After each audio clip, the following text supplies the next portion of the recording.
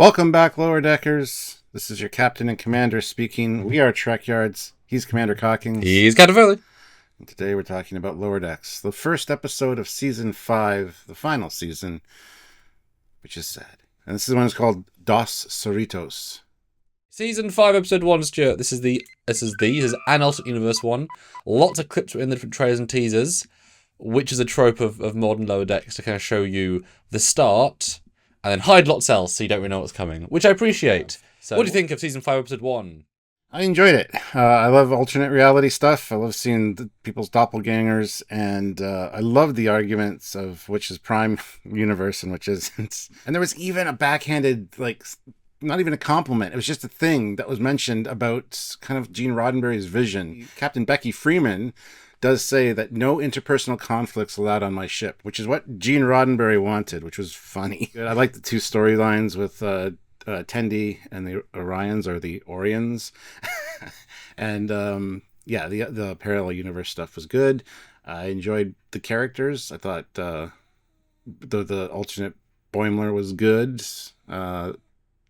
Otherford, clever, was a little bit... That was kind of sad, almost. It was a good kickoff to this season, and I'm glad that most of what we saw in the trailer, well, a lot of what we saw in the trailer was in this, so there's more like exciting stuff to come. So, what about you? What did you think?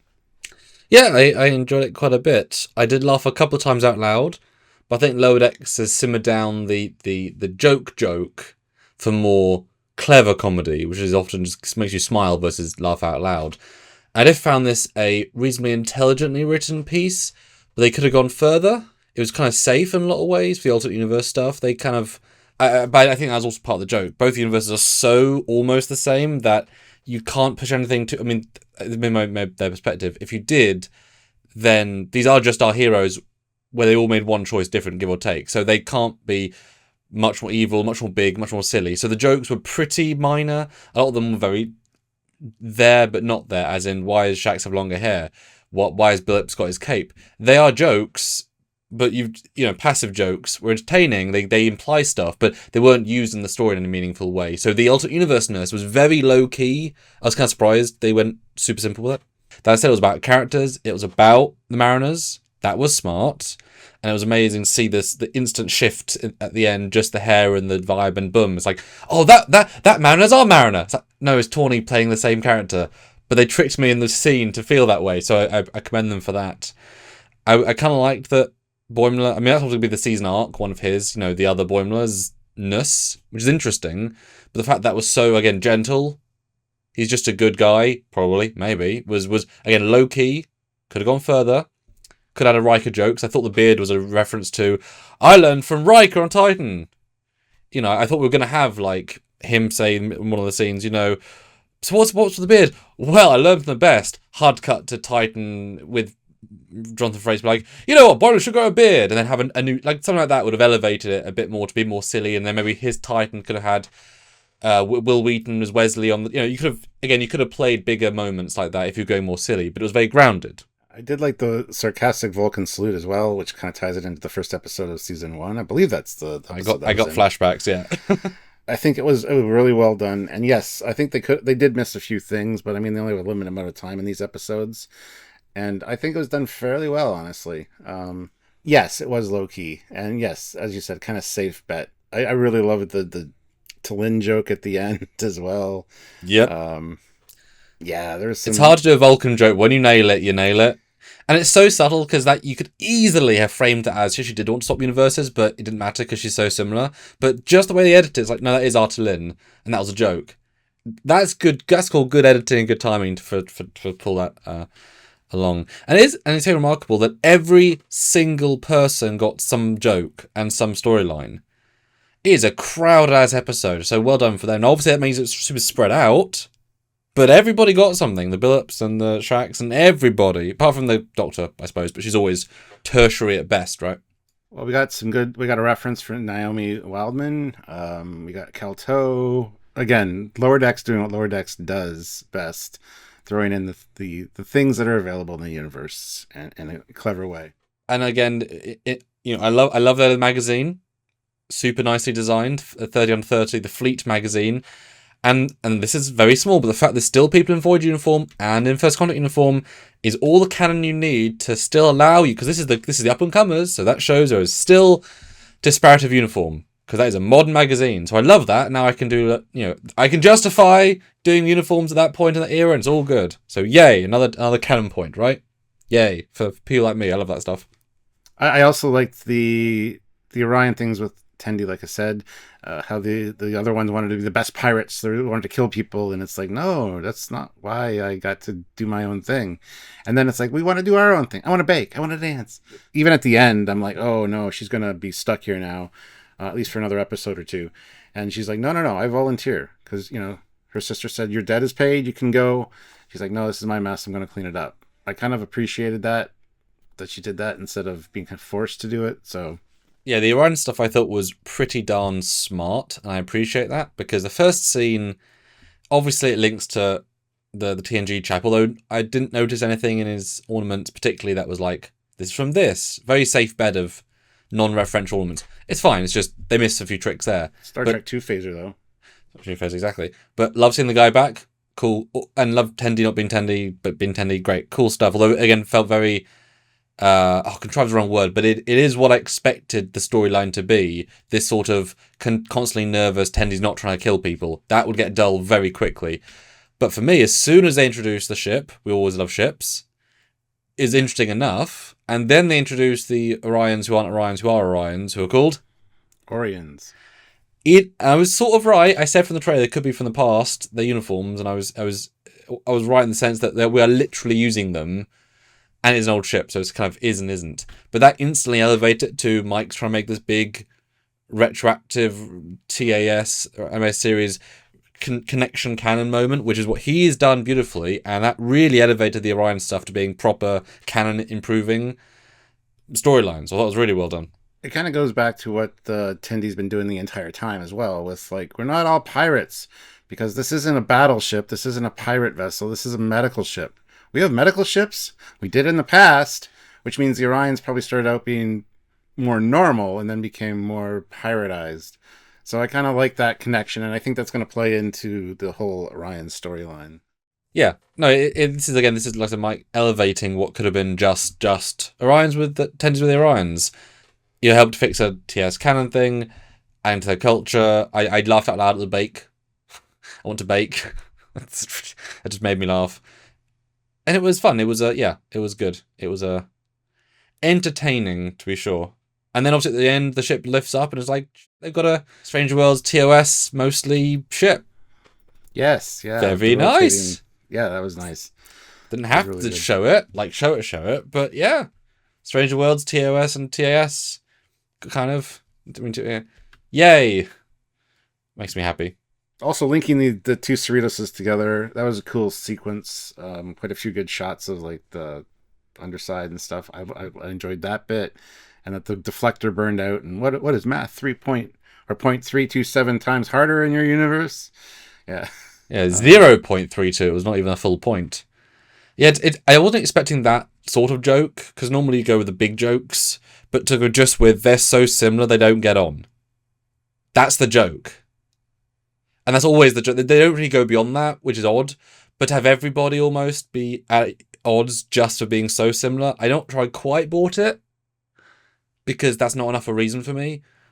But it was, but I liked it in the simpleness of it. But again, it could have been the bigger or smaller, or could have had more contrast. You know, some people loved each other, some people hate each other. But it was so universal. Like, he is almost me, but not. Therefore, I dislike him. It's like, does no one like each other then? The one thing that kind of annoyed me a little bit was, I don't know if it's a continuity error or just a mistake, but well, it's not a. Anyway, incoming hails. Generally, Worf is the one that's saying we have an incoming hail captain. It should be getting on Shax's panel, not Ops, or maybe multiple panels.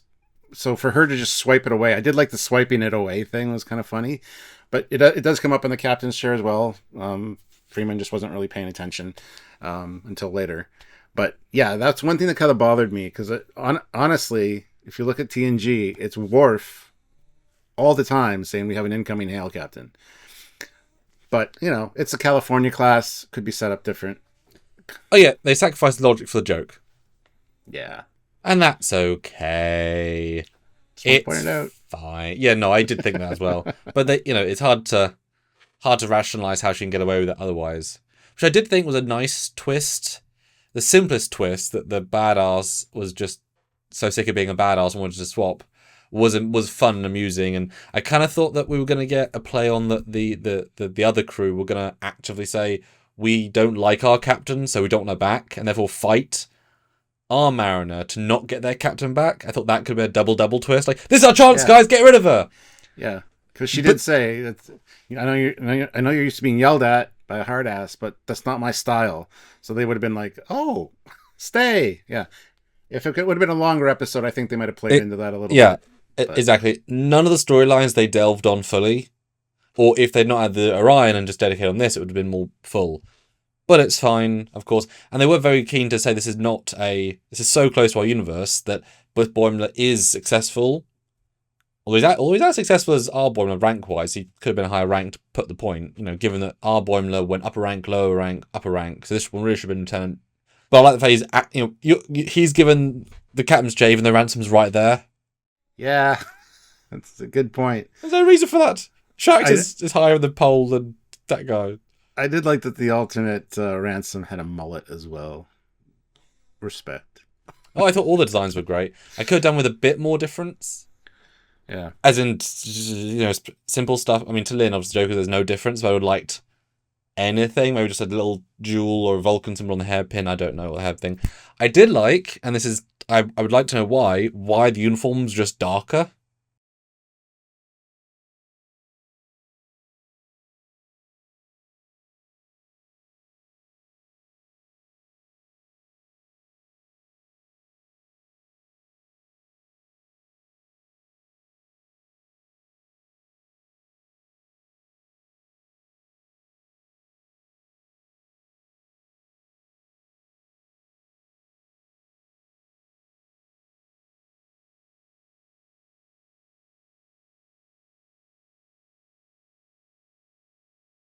And I still call bullshit on a lot of the coincidences. Like, of course, you run into your own ship. No other ship from that universe can be like coming through this rift. And everybody's still being assigned the same position pretty much, except for Freeman, who's on Starbase 80. But of course, the trope is that they're both at the same time looking at the same anomaly. That's why they shifted universes, right? Sure. That of all the multiverses, those are the ones that happen to do the same thing at the same time. Yeah, Freeman I thought was a really nice. I expected dead. That's always the conceit. That's what Future Imperfect did, etc. So actually, that was super logical. That she does make lots of mistakes. We've called her out for that. Has some very bad decision making skills. That captain. So great cautionary tale. That if she keeps making bad choices, as you make good and bad choices in your life, right? She'll end up in the bad place. Hopefully that affects her going forward, because it's a really interesting thing to note. What happened to me? Where am I? It's good to see you again, Captain. I thought, she was dead for the majority of it. I think we're supposed to. But Starbase 80 is worse than death. But it was definitely fun. Like I said, a little bit too low-key, but then I say that, but then you have a mariner capturing a mariner to steal another Cerritos. That's not very low-key, is it? But at the same time, yes. And I love that she had her Olympic class in the background of her office. I was looking for little details, and that was nice because it's her old ship. It's always a nice reference. And speaking of, there's a really nice shot where she's bound on the floor, and you see out through the window, you see the other Cerritos like go right by within this. That was a nice shot. It was very cinematic. I appreciated that. Yeah, and I did like even though I said it's low key, the fact that just a gentle escalating joke of the other Cerritos, the bad universe, like they kept. Yes. It's clear which is the real universe and which is the oddly freakish one. Back to the prime timeline. Hey, we're the prime time. Yes, we get it. It's a funny small joke. We like it. Yeah, well, our Cerritos went into their dimension instead of the other way around, which is usually the case. So, which I liked the swap. Although they could have pushed it further. Had an admiral call them. Could I burn Amigo back? That'd been cool. He didn't didn't Texas, right? But again, they really did too much to focus on one narrative. And honestly, it could have been a two-parter if you had the Mariner swap be for an episode and have a larger storyline. That would have been. Then you could have our Mariner in their universe dealing with their politics. I would have been engaged enough by these characters to see that, but Breadth, not depth, right? Mm-hmm. Mm-hmm. Oh, I think I just saw Boimler do a reverse Riker maneuver to get off his chair to take the captain's chair. Yes, he does a reverse Riker. He learned it all from the Riker. I did note, I'm sure it's intentional, right at the end, they go back to the original Season 1 starbase, which was the hyper low detail one, which is super inaccurate and just low detail, with the ships outside the windows, which were, again, super low detail. We analysed, it was like, five pictures. So I appreciate they went back to the original starbase and sort of full circled, appreciated the details the original team made. It was like, they've improved a lot in detail, but it's nice to get back to where they started, right? Mm-hmm. Let's not forget, Boimler has the pad with the magazine on it, which has the other guy's career, or at least, story points about him. So Yep. He has a little cheat code. And if it's not time travel or anything, he can just grab it. He can have it. It's no problem, right? It's just advice. It's somebody giving a TED talk, and he's just listening to the advice. Mm-hmm. Yeah, our successful friend. Yeah. Yeah. And you're right. The ending was really appreciative because we don't like the quick resolutive low deck stories, which are often the case. This was a very nice way of having it by choice, have some agency, and revolving around the two Orion storylines. That, again, adds to canon, to see at the end the Orion ship be represented, etc. That was a nice way of saying, right, we're going to do a part 2. It's going to be meaningful and go beyond that and deal with some interpolitics, which is fun. I'm just wondering how long Tendy's going to be away from the Cerritos, if it's resolved in the next episode or the one after. It's probably soon. It'll be within the first 3, I would guess. And that was certainly, I think, a weaker part of the storyline was the two, I think you alluded to it, the two Rutherfords. It was super light. It was just a sentence of a description of a storyline, and that was all they kept going back to. There's nothing else. Once you know that the other Rutherford is without Tendy, cool. How are we going to go beyond that? We're not? Okay. And so it wasn't particularly engaging. I was kind of done with the joke after the first scene of him. Yeah, they didn't go beyond that. It could have been more about Boimler's experiments with the other, but could have linked more to his backstory. It did nothing with it whatsoever. Although the Borg reference was nice, of course. So the fact that his entire plot was just sad for Tendy, so that'll be resolved either really quickly or forgotten in the sense of moving on. Do you know what I mean? That was definitely the weakest part, I thought. But that was also one of the best things about the episode, Rutherford. I love that. Yeah. That's adorable. I guess that's it for this first episode of Lower Decks, Season 5, Dos Cerritos. It was fascinating. It was... What did she say? I don't remember the other thing. Interesting? Intriguing? Intriguing, probably. Maybe. Yeah. Hey, he lets you got it. Anyway, comment down below which you actually use. I think it was intriguing. But let us know your thoughts on this episode. We love to hear them and read them, and we want you guys to be a part of our live review this. Which Monday. Yeah, it'll be on Monday. It's usually later on the Friday, but it'll be Monday this time. So make sure you're subscribed to the channel and notified so you don't miss any of those live reviews or just edited content that we do, because there's lots of it. And come join us.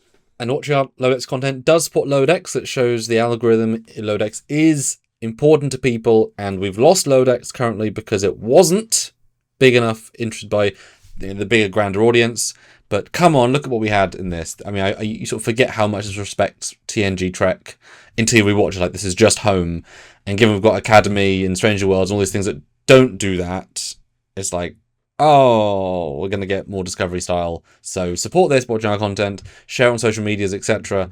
And watch the lives as well, be part of the conversation. And hopefully we can show the season a big blowout and they can commission a movie or miniseries or something.